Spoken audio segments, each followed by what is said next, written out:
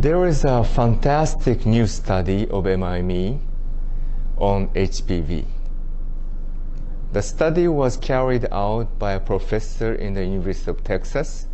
She started the study when she was at MD Anderson Cancer Center, which is one of the top cancer centers in the United States.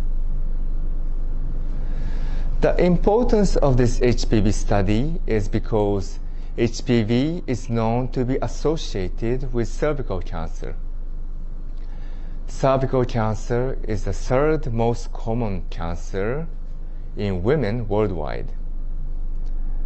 And we know 99% of cervical cancer is associated with HPV infection. HPV is a very common infection, and there are many different subtypes of HPV reported. Being positive for HPV infection is risky, especially when it's a long time chronic infection.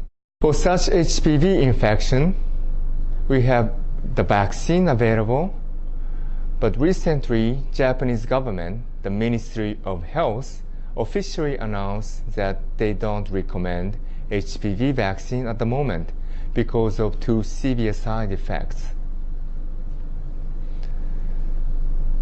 So for this kind of HPV infection, we have no ultimate cure or drugs to get rid of HPV.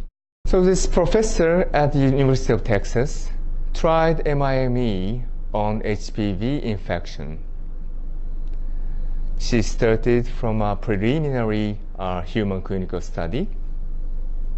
The subjects were only 10 people, 10 women, but they had been positive with HPV over 1 year.